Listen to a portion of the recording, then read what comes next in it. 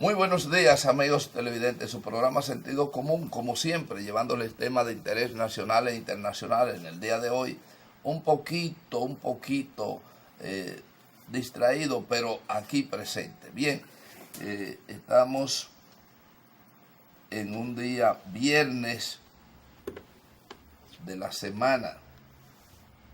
Hoy es posible que podamos encontrar algunos detalles de unas informaciones que servimos en la semana pasada sobre un tema de mucho interés que implica manejo, medio ambiente, etcétera, en La Romana. En este caso, Casa de Campo Central Romana, pues tendrán que responder algunas cosas que hemos cuestionado en el curso de la semana. Pero bien, hoy tenemos un programa especial donde vamos a dedicarle todo el tiempo a nuestro, y siempre decimos nuestro embajador porque nos consideramos continentales, nuestro embajador de Venezuela que está aquí con nosotros para hablarnos, edificarnos sobre temas de últimas informaciones que ocurren y que están ocurriendo en la República Bolivariana de Venezuela. Nosotros queremos decir, antes de todo, que los dominicanos, aquellos que de una manera u otra se inquietan por los problemas que han sido generacionalmente preocupados por los temas solidarios, que tengan siempre presente de que hay en el medio muchas informaciones que no son veraces, muchas informaciones que salen, que son manipuladas y que en verdad obedecen a intereses muy oscuros de sectores que siempre han conspirado contra la paz, contra la estabilidad, no solamente de un país hemisférico, sino contra todos aquellos países que de una u otra manera deciden romper los temas tradicionales, romper la política que perjudica a la sociedad. Ellos no aceptan el avance de los pueblos, sobre todo pueblos como son los pueblos del Caribe, que en muchos casos han tenido que luchar muy fuerte para mantener la dignidad sobre todos aquellos que conspiran contra ella. Bien, en el día de hoy vamos a conversar de nuevo con el embajador de Venezuela y a ustedes, amigos televidentes, les pedimos que estén presentes, que estén atentos a las cosas que salen del embajador y de nosotros, que siempre tratamos de servirle buenas informaciones. Buenos días, embajador. Buenos días, don Marco, ¿cómo está? Bueno, muy bien, sobre todo compartir con usted en esta mañana nos anima, nos pone en condiciones de éxito, porque creemos que definitivamente el éxito no es el que se obtiene en el campo de batalla, sino el que permanentemente usted logra por el esfuerzo que hace. Y así vemos que Venezuela ha tenido que enfrentar muchas dificultades, naturalmente dificultades que existen, reales, y otras que son dificultades artificiales que crean medios de comunicación interesados. Embajador, finalmente en nuestro último encuentro hablamos un poco de la constituyente al final. Ahora nosotros queremos que usted nos diga cómo se está desarrollando la nueva asamblea venezolana. Sí, fíjese, es muy interesante e importante el concepto que se maneja alrededor de lo que, primero el proceso constituyentista, donde se llamó al pueblo el 30 de julio al proceso de votación, luego la juramentación de los diputados nombrados, elegidos por el pueblo, por el poder originario, ante la Asamblea Nacional Constituyente como integrantes de la misma, Y tercero, darle un estricto sentido responsablemente, por supuesto, el concepto de que se pueda indicar de que hay una nueva asamblea. En ese contexto hay que recordar que está la Asamblea Nacional, la que de alguna otra forma es parte del Poder Nacional, que son 5 poderes, como Poder Legislativo, que lamentablemente se encuentra en desacato. Y está la Asamblea Nacional Constituyente, que es supraconstitucional y que de alguna otra forma se encuentra allí con el poder originario, elaborando el texto para reforzar la Constitución de 1999, la Constitución de la República Bolivariana de Venezuela. En su contexto es un proceso lógico y pautado en un tiempo, porque a la misma Asamblea se le ha asignado un tiempo máximo de duración de 2 años, lo cual indica que en ese periplo de 2 años puede de alguna u otra forma dejar de cumplir las funciones hasta tanto y obstante salga el nuevo texto constitucional y sea sometido a referéndum. Un referéndum en el cual nuevamente el pueblo venezolano es llamado a un proceso de votación para elegir el nuevo texto constitucional y que indiquen si están o no de acuerdo. En ese proceso hay 10 elementos que hay que incluir en el trabajo de la Asamblea Nacional Constituyente, que son fundamentales e importantes, porque estos 10 elementos que se han seleccionado para profundizar y desarrollar el nuevo texto constitucional es producto de todo el acontecer de más de 18 años. ¿Y por qué más de 18 años? Por la sencilla razón de que durante ese proceso se han venido presentando una serie de variables muy importantes que no están dentro de la Constitución actual de la República Bolivariana de Venezuela, que es la Constitución de 1999, y nos vemos en la obligación, o el pueblo venezolano se ve en la obligación, de incluirlos dentro de la Carta Magna para mantener su vigencia en el tiempo y que sea de efectivo cumplimiento constitucional y reforzado por las normas correspondientes. Por ejemplo, allí está el tema de la salud, el tema de la vivienda, el tema de la educación, el tema del trato de las personas discapacitadas, el tema del género, especialmente el concepto de la mujer. Y hay un elemento muy importante agregado para el desarrollo de esta Asamblea Nacional Constituyente, que es el tema de la paz, el mantenimiento de la paz. En ese mantenimiento de la paz, ¿qué es lo que tenemos que hacer dentro de ese concepto de control de orden interno, dentro de ese concepto de orden democrático y, por supuesto, pluralista de participación para ese proceso de paz? Hay un segundo elemento que es importantísimo, que es el desarrollo de una economía post-petrolera.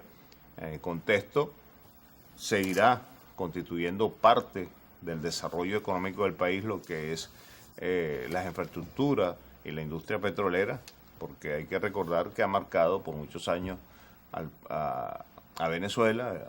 Se ha caracterizado lamentablemente por ser un país monoproductor y hay que salir de ese concepto para entonces generar otro tipo o una diversificación en la economía con el desarrollo de otras áreas, en lo industrial, en lo agrícola, en la ciencia, en la investigación, en el desarrollo de tecnología, en fin, toda una gama de aspectos que son muy importantes para poder ir a una diversificación económica y pasar de esa etapa en la cual hemos desempeñado como un país monoproductor a tener una economía diversificada.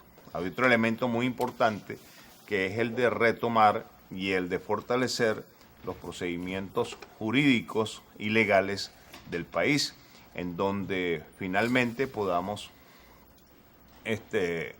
terminar con esa impunidad, con esa falta de legalidad que muchas veces nos afecta a todas las instituciones y que por la inacción de algunos elementos o responsables desde el punto de vista jurídico permiten el acometimiento o el cometimiento de delitos que se han reflejado hacia la sociedad y que nunca tienen una sanción o que nunca son atacados, porque encontramos con unas instituciones que no ejercen sus funciones y que no cumplen la misión para la cual fueron creadas. Hay otro elemento muy importante, como es un cuarto o quinto elemento, que es el tema de las organizaciones o de las nuevas organizaciones sociales que no están de alguna otra forma incluidas dentro de la Constitución y se han desarrollado a través de estos 18 años. Por ejemplo, el tema de las organizaciones comunales o comunas son un elemento esencial porque viene de la esencia misma de la población, de los grupos sociales, desde abajo, de lo que es el concepto de las organizaciones por provincias, por municipios, dentro de ellos los vecinos y las comunidades organizadas en comunas para el mejor desarrollo de las políticas públicas del Estado venezolano. ¿Qué porcentaje, señor embajador, representa el petróleo en la economía venezolana? Voy a hablar del término de divisas y de alguna otra forma ahí vamos a entender la gran y vital importancia que tiene esa economía monoproductora para Venezuela en los actuales momentos, que se ha venido desde hace 18 años trabajando en una serie de plan de desarrollo nacional para ir a esa economía diversificada. Pero hay muchos elementos que allí hay muchas causas que no han permitido el normal desarrollo de esos planes y por supuesto tener el objetivo final de contar con una economía diversificada. Eso va desde el golpe de Estado hasta algunas inferencias como es la guerra económica y financiera que tiene el país y que afecta por supuesto el manejo de los precios del petróleo internacional. Bueno, eso fue algo inducido, el manejo, ante el tema de cómo está representada la economía a través del petróleo en Venezuela, es un manejo que ha sido debidamente estudiado, porque cuando vemos que se desarrolla un tipo de tecnología denominada fracking, que es la fractura del suelo para poder extraer mayor cantidad de petróleo y ir a lo más profundo y poder sacar de las entrañas todo hidrocarburo. Entonces, ¿qué es lo que ocurre? Que vemos que hay una sobreproducción y esa sobreproducción hace y baja el valor del precio del petróleo. Aparte de un manejo con algunos elementos estratégicos dentro de otros Estados miembros de la OPEP para que se mantenga el valor del petróleo en niveles mínimos históricos. Y cuando digo mínimo histórico es lo que realmente se puede aceptar dentro del concepto de los costos que genera la extracción del petróleo y por supuesto las ganancias que deben de no solamente obtener los países, sino las arcas de los respectivos países desde el punto de vista de la economía, especialmente de los países OPEC, en cuanto a costo y beneficio. Mientras mayor es el valor, por supuesto hay mayores beneficios, pero nunca acercarnos al valor del costo de producción, porque entonces no tenemos ninguna ganancia y por lo mismo lo que se va a generar más pérdida, más desgaste de todo el equipo, que es lo que realmente ha estado ocurriendo. Y cuando hablamos de la economía venezolana, en ese concepto monoproductor, vimos que las divisas en el país o el desarrollo económico del país, el 100% de las divisas, que es lo que mueve la economía internacional, en este caso el dólar, de ese 100% de las divisas, el 90% es producto de la venta de petróleo, del barril de petróleo. El otro 5%, para constituir el 95%, está, te miento, el 95%, no el 90%, el 95% de las divisas que obtiene Venezuela es generada del petróleo.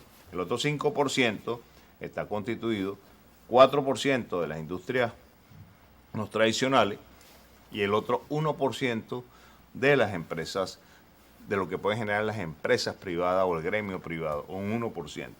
O sea, vemos que el aporte mayoritario lo hace el Estado con su industria tradicional, monoproductora, que es el petróleo, y con las industrias básicas no tradicionales. Y un 1% lo genera la industria privada, sin menospreciar todos aquellos empresarios privados que de alguna otra manera hacen todo el esfuerzo para poder mantener sus industrias y no solamente mantenerlas, sino también coadyuvar al desarrollo económico del país. Vemos que es un porcentaje muy bajo. ¿Por qué es muy bajo? Bueno, sencillamente porque lamentablemente en Venezuela, producto de esa economía monoproductora, se ha desarrollado una economía de puerto que genera la importación. Y a generar la importación, pues única y exclusivamente se genera esa economía generada por ese concepto de importar. Es más beneficioso importar que producir. El producir tiene más trabajo, más planificación, más dolores de cabeza, como decimos nosotros, ¿no? Pero ahí donde está el desarrollo, cuando tenemos un empresario que no estima el desarrollo industrial del país, sino su beneficio, pues de alguna otra forma sea por lo más sencillo, por la importación. Lo que le puede producir a él, o los recursos que él pueda obtener en 5 años produciendo en el país, lo va a obtener importando, a lo mejor en 3 meses, en 6 meses o un año. Hay una política mediática, señor embajador, que sin duda ha hecho sus efectos, ha tenido éxito en términos de una percepción internacional. Mucha gente piensa que Venezuela realmente está en las más mínimas condiciones de vida, tanto social como económica. En Venezuela, indudablemente que hay un duro golpe por el lado de lo que es su principal economía, que es el caso del petróleo. Pero en Venezuela hay una producción interna de los productos básicos. Realmente esos productos básicos que consume el pueblo venezolano, ¿a qué nivel se están manejando? ¿Qué porcentaje realmente de los productos básicos de la alimentación venezolana se producen en el país? Sí, ahorita producto de esa guerra económica que ha venido atacando al país, hay que buscar las causas, ¿no? Y las causas, pues, ha sido prácticamente de dónde viene, por qué. Y está dirigido desde adentro y desde afuera. Es como hablan en el plan de operaciones que tiene el Comando Sur, ¿no? Una operación tenaza, una operación de cerco y asfixia, o algo así por el estilo, ¿no?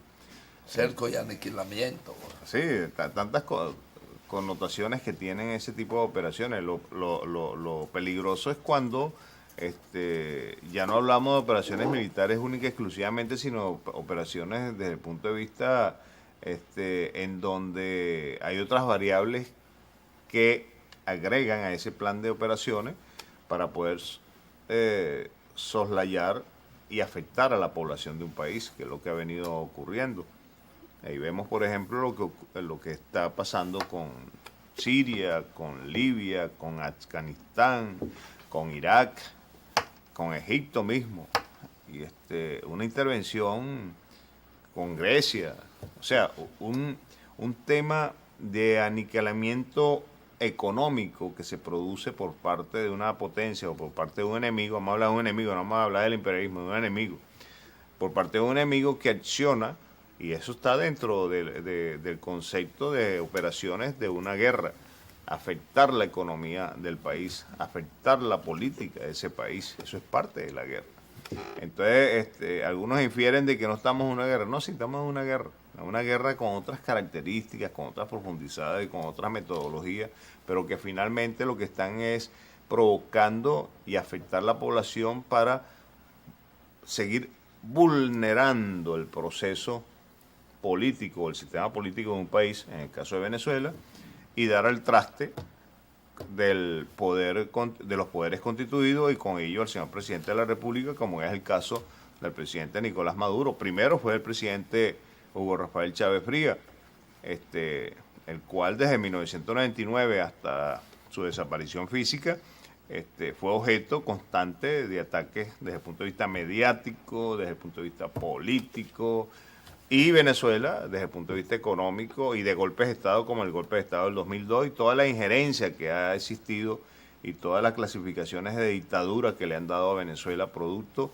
de esa accionar, de ese enemigo que la audiencia le puede dar cualquier nombre, que ya los conocemos, y ese enemigo sencillamente promulga y trabaja para vulnerar el Estado, el concepto de Estado-Nación, porque lo que quieren es doblegar el concepto de nación y, por supuesto, el Estado quede inmerme, quede prácticamente ingobernable, que es el otro concepto que maneja.